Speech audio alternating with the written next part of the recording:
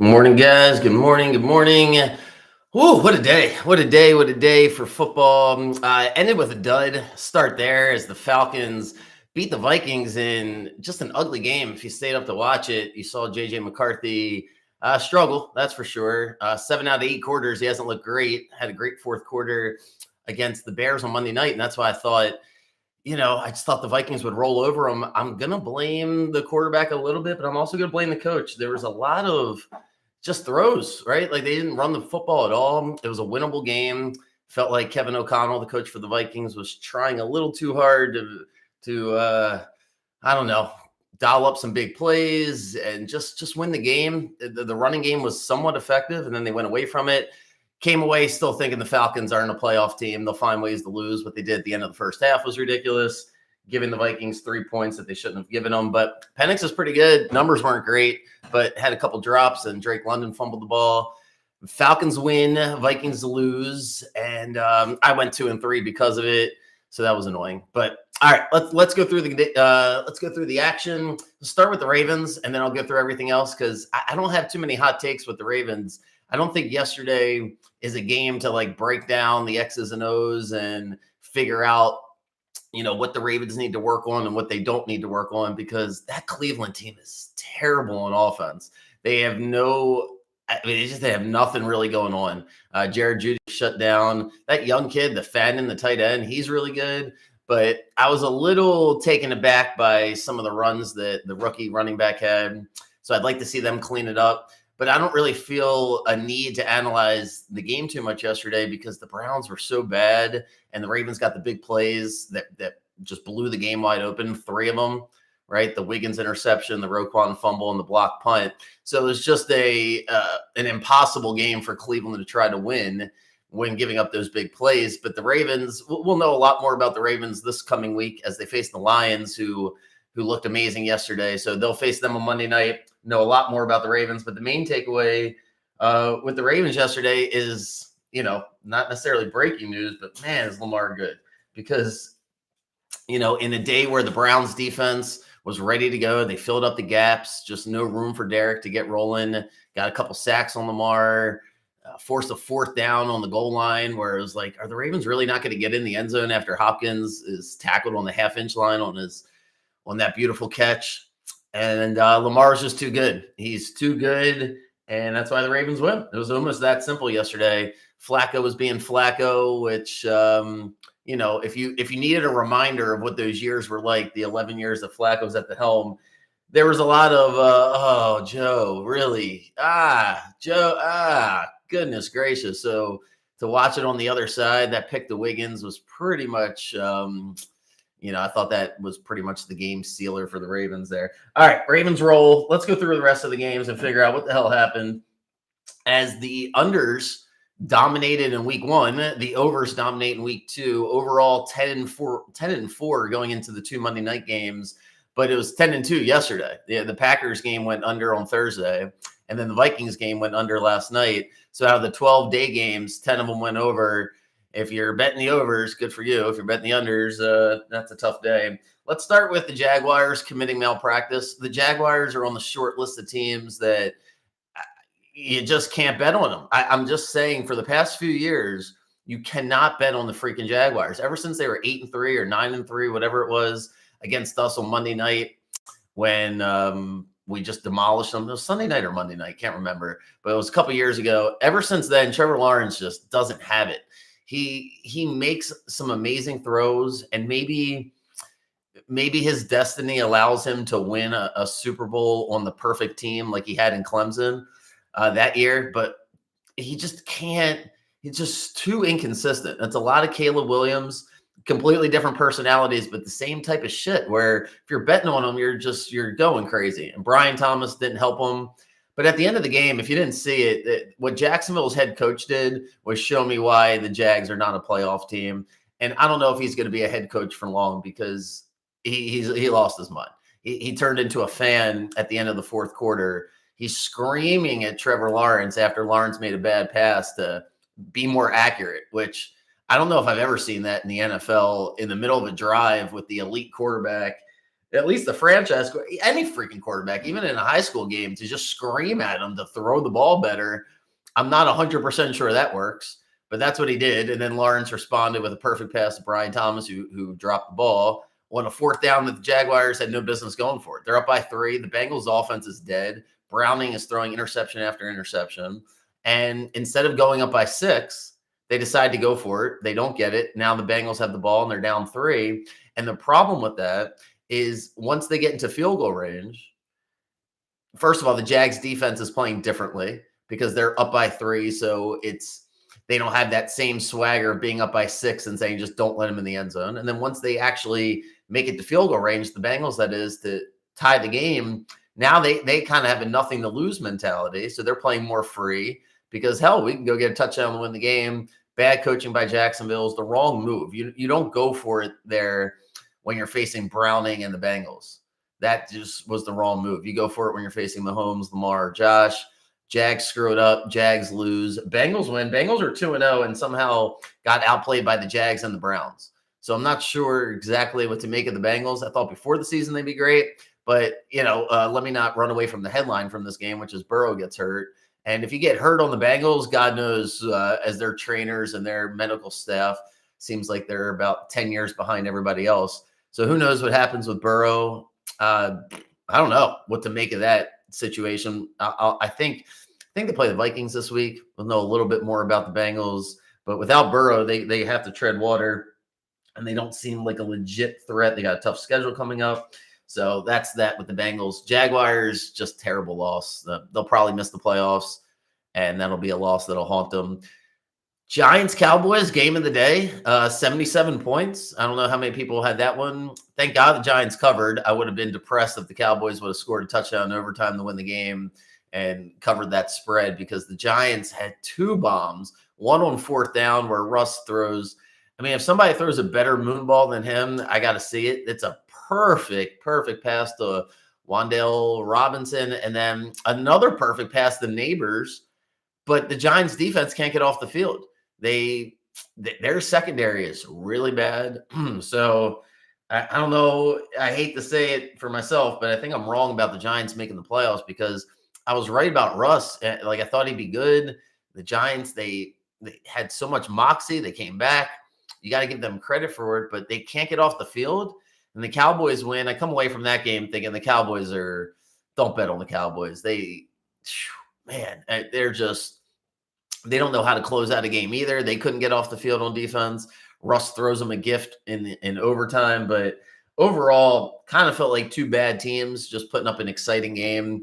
Probably would like to have my Giants playoff bet back, but they do cover 40-37. Giants are going to play the Chiefs this week on Sunday Night Football. One of those teams is going 0-3. It'd be crazy to see if the Giants could actually beat the Chiefs, but yeah, so the Giants are staring at 0-3. The Seahawks beat the Steelers. Worst play of the year probably happened for the Steelers. I forget the guy's name, but if you didn't see it, that's funny. Pittsburgh down 17-14, receiving the kickoff. The guy just goes off his hands at around the 10-ish yard line and bounces to the end zone. I don't know if he doesn't know the rules or he just assumed the ball's going out of bounds or out of the end zone, but it doesn't. And the Seahawks get a free touchdown. Sam Darnold was good. I thought Sam Darnold was going to screw it up. Sam Darnold was actually pretty good. Seahawks win a game on the road against a Pittsburgh team that probably isn't good. I didn't think they were good going into the year. Then Aaron Rodgers was really good against a Jets defense and we'll get to them in a second. Jets just don't seem very good. So that's a bad loss for Pittsburgh. Seattle goes all the way to the east, wins, and the Steelers defense just isn't very good. Seattle's able to run on them, get whatever they wanted. Pittsburgh's in some trouble. They're going to play New England this week. Bad loss for Pittsburgh. They had a chance, I think, to go 3-0 out of the gate. And now, I don't know. Let's talk about the New England game, because New England rolls. New England, when I say rolls, they were rolling early in the game. Missed, I think it was 12-0, whatever it was, 13-0. And then the Dolphins came back. It was a back and forth game. And then Tua just, I don't mean to be like, a medical professional here, but he does play with like concussion-like symptoms on some of these throws. They're that bad. Like, I don't quite understand what he's looking at, what he's seeing. he can't seem to scramble for 4 or 5 yards like every other quarterback. Even Flacco yesterday was running for first downs. Tua's like incapable of doing it. It really hurts the team. The Dolphins are a hot mess. They still had a chance to win the game, but back to back, they get a punt return, then New England gets a kick return, and then the Dolphins can't score at the end of the game. Big win for the Patriots. Not sure what to make of the Patriots right this second because they're not playing great defense. They really need Christian Gonzalez on the back end. They just can't seem to cover anybody. But they're going to play Pittsburgh this coming week. One of those teams will be 2-1. So really good win for them. And yeah, let's go to the Jets and the Bills. This game goes under. Bills dominate them, dominate the entire game. You look at Josh Allen's numbers, you would think the Jets won. But no, the Jets just suck, completely suck. The Bills must have been able to make some adjustments from the ass kicking that the Ravens gave them on offense last week, and they had an answer for everything the Jets wanted to do. Game wasn't close. Great win for the Bills, really, just because you're going to have in a long season. It's nice to have a couple games that you don't have to think about, that you don't have to try your hardest at the very end, that you get to get some backups in and get to see some different things. The Jets are on a fast track to a top 3, top 4 pick here. I don't know if Fields is going to be the answer. He seems like a career backup who probably is going to play in a couple playoff games because he seems like a great competitor. And like I said, a hell of a backup. If you told me we could have him for Cooper Rush, that would make me feel a lot better. God forbid if something happened to Lamar, but I just don't think he can be the franchise quarterback. He takes too many hits, and he just doesn't see the field. And it's really hard to be a weapon on that team because you just don't get the ball. And the Bills, yeah, what can you say about the Bills? They won a game they weren't supposed to win, and they win this game. So it's a good start for Buffalo. They're 2-0, and we got 2 more 1 o'clock games. I tried to say it nicely yesterday. I'm not going to be as nice today because there's really no nice way to say it. If all these games are happening yesterday, you got, 14 games happening, and you got 15 baseball games going on and probably 50 other sports you can bet on. Why do you torture yourself and bet on the effing Titans? The Titans are so dysfunctional. They lose 33-19. This coach is god-awful. Cam Ward wasn't great. Made one of the best plays I think I've ever seen in my life, though. That throw in the end zone was insane. If you didn't see it, I'll pull that one up. He's rolling out all the way to the right, throws it across his body for an amazing touchdown. But the Titans are they'll make you anxious just watching each play. The Titans just make you anxious on offense. Everything seems like it's just sketchy. Like you don't know what's happening. I don't know why you would chase the Titans there. I thought before the season started, I had a different read on them. But after week 1, that was the one thing I learned after week 1, which is the Titans coaching staff is working against the Titans. You can't bet the Titans. Great win for the Rams because the Rams they're going to play the Eagles this week. I cannot wait for that game. Rams, Eagles. How much progress have the Rams made since they lost to Philadelphia last year? And you look back at that game, that was the toughest game the Eagles faced down the stretch, right? Did they bench Hurts, or he got hurt in week 17, whatever it was, or week 18 against the Commanders. But the biggest challenge that the Eagles faced was that Rams team. That Rams defense was really good against Philadelphia. Just Stafford had a couple fumbles and they couldn't get over the hump. Puka Nacua is amazing. I love Puka. Rams win. We'll see what happens next week. And then the last 1 o'clock game is the game that I got right the most. The game I was all over was the Lions were going to kill the Bears because Ben Johnson's not a great coach and Caleb Williams not a great quarterback.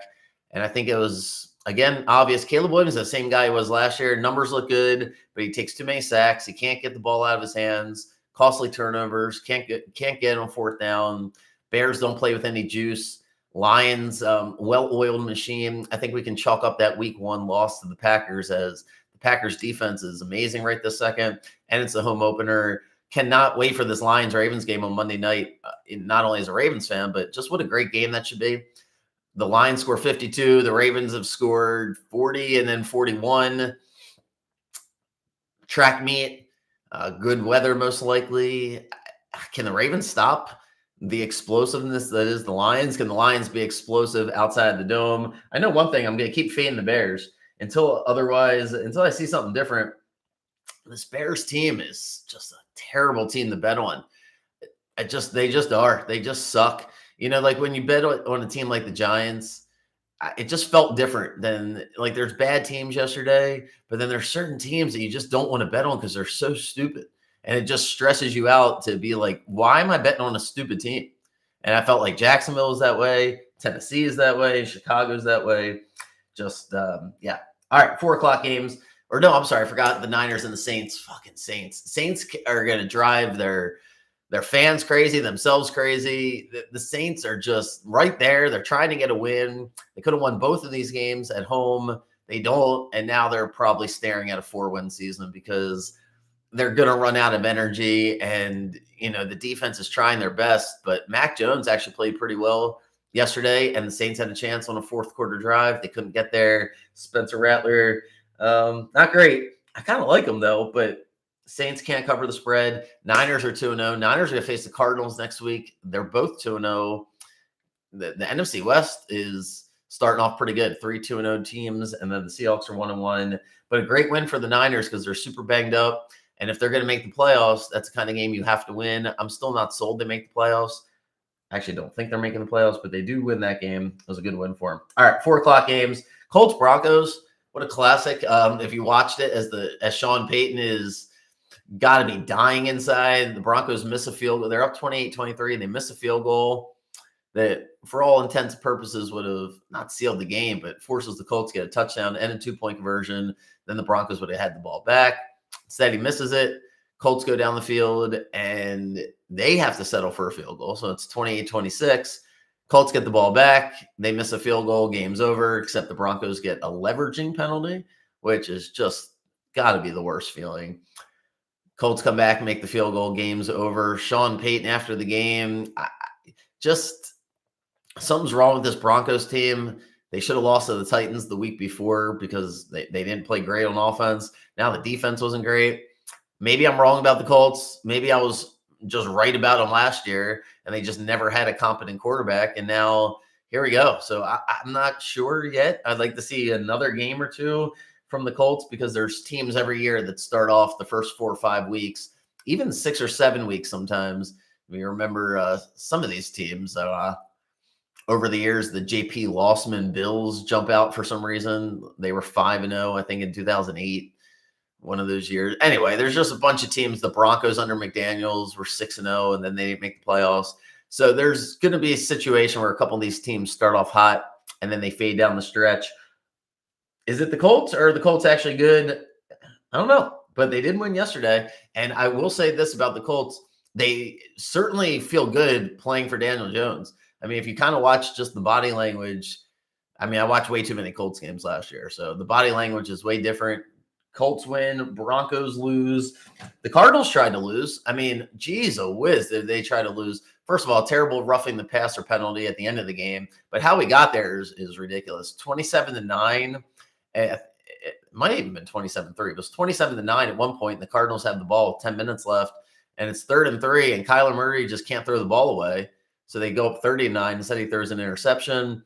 The Cardinals are 2-0, and they don't cover. They break your balls if you took the Cardinals yesterday because you pretty much had that one in the win column because Bryce Young looked terrible. The Panthers maybe just need to run the no-huddle offense or play like they're from behind with nothing to lose because they just start these games and they look dead, and they have no explosive plays. They look predictable. And Bryce Young in 3rd and 8, I don't know if there's a worse quarterback in the world in 3rd and 8. I just, man, Bryce Young, not great. Panthers, not great. They're 0-2. Cardinals are 2-0, and they're going to get to play, like I said, the Niners next week. I think they're going to beat the Niners. I think the Cardinals are going to have a great season.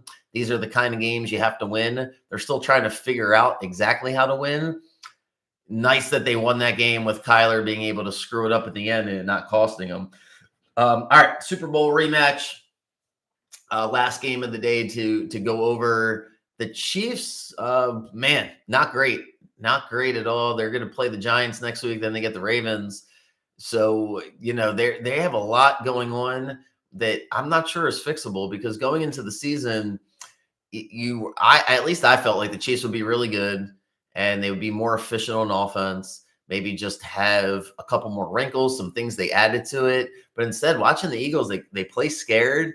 and they're still not doing a great job on the offensive line. Shout out to the Eagles for confusing Mahomes, and Mahomes just not great, not perfect, good enough to win, obviously. Kelsey makes the drop in the end zone that turns the whole game. So I know it's easy to go back and say, well, if he just makes that catch, aren't the Chiefs going to be up 17-13? And it's like, yeah, they are. But still, the overall take was the Eagles offense let up a little bit because they wanted to control the game, and they controlled the game pretty well. Thought the Chiefs defense played better, but that's a big home field advantage.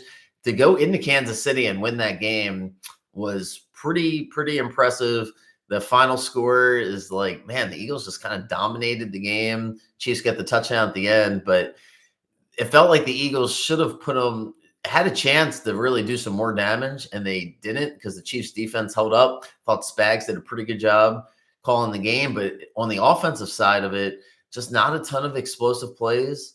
We'll see. I'm sure they're going to figure it out to an extent, but a lot of flashing warning signs there in Kansas City.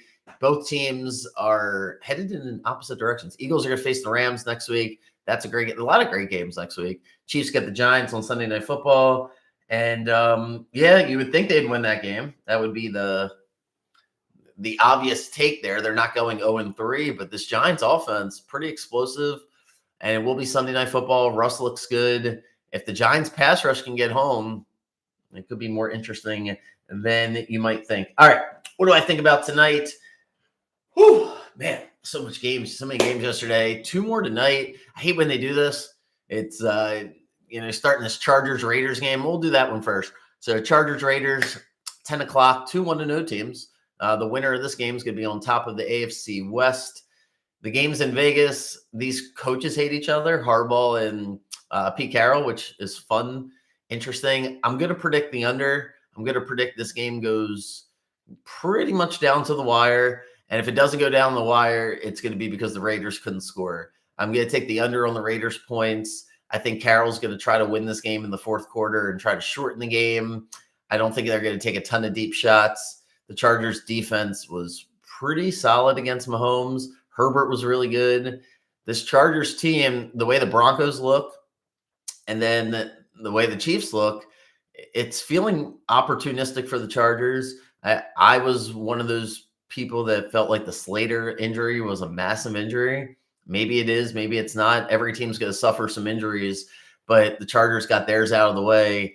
The 3.5 points, I'm leaning towards the Chargers. I don't love the hook on 3.5.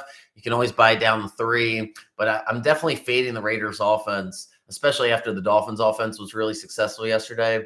I don't quite think the Raiders offense is that great. So the fact they put up some good numbers against the Patriots the week before, as the Dolphins just put up big numbers against the Patriots, doesn't mean much to me. Chargers had some extra rest. So I'm gonna take the Chargers tonight. Whether or not I give the points, I'm not 100% sure, but fading the Raiders offense, definitely. Bucks Texans, I can't wait for this game. I'm mixed on it because I think both teams are at their peak, are 2 of my favorite teams. I thought the Texans were going to be really good this year. They were bad last week, and I'm really curious to see what it looks like this week. I'm going to take the Texans in a bounce back. I don't love it. It wouldn't be my favorite game, but I do like the Texans. I think that the Bucks, the way they beat Atlanta last week was a little bit of smoke and mirrors, more so that the Falcons couldn't close the game. The Bucks offense, their strength is throwing down the field, spreading them out. Baker hitting seams.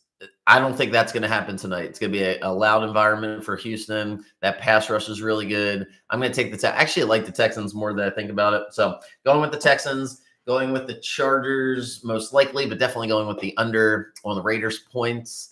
And yeah, that's that. So hopefully you guys did well yesterday.